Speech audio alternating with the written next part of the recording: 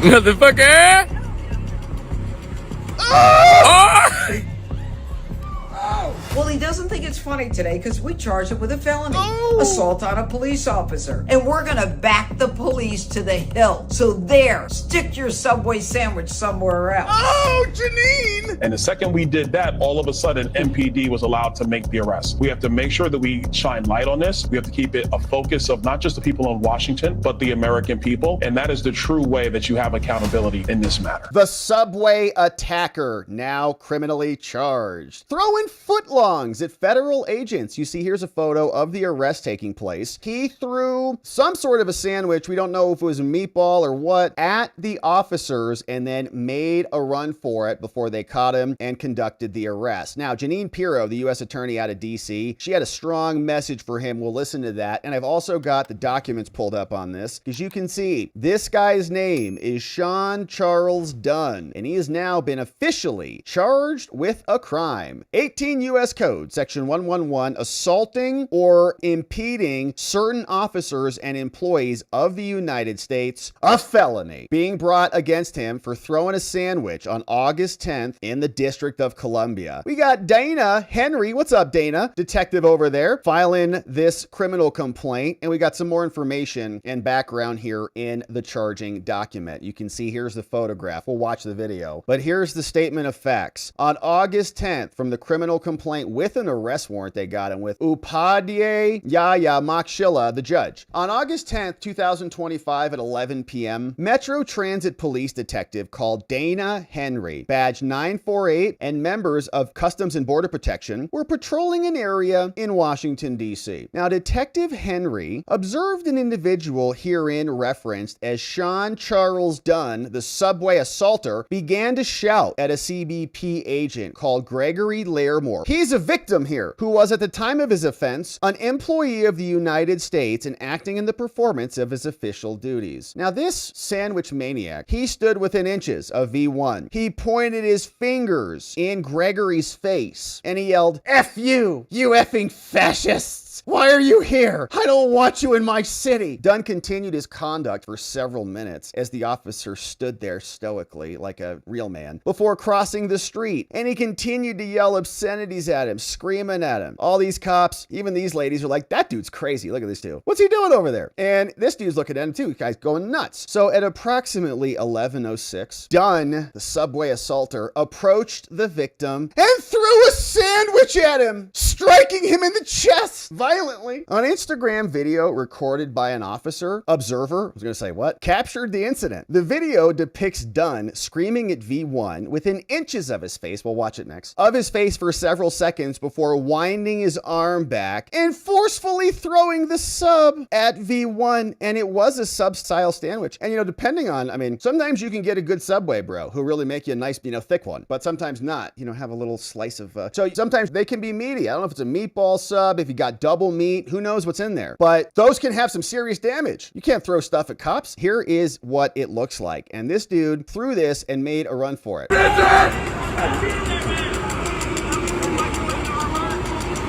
Motherfucker! Oh!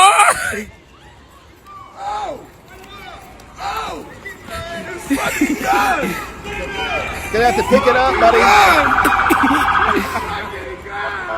Not fast enough. All right, so they caught him, and now he has been arrested. And so we read through the complaint. You see here, Dunn attempted to flee on foot, but was apprehended. And while being processed at the Metro Police Department, Dunn told an officer, this officer called Gurkaranjot Thandi. He told Gurkaranjot, "I did it. I threw a sandwich." That's called an admission, and it will be used against him. As such, Euroffiant submits that probable cause exists to charge Shawn Charles Dunn with a felony for assaulting an officer with a sandwich. And Jeanine Pirro not happy about this. She said, "Guess what? You're in big trouble there, buddy." And here is what she had to say about it. President Trump has vowed to make D.C. safe and beautiful again. And as part of his effort to fight crime, he's bringing in our federal law enforcement partners like FBI, ATF, DEA, or Park Police, everybody to help the Metropolitan PD fight crime. And the president's message message to the criminals was, if you spit, we hit. Well, we didn't quite do that the other night when an individual went up to one of the federal law enforcement officers and started jumping up and down, screaming at him, berating him, yelling at him. And then he took a Subway sandwich about this big and took it and threw it at the officer. He thought it was funny. Well, he doesn't think it's funny today because we charged him with a felony,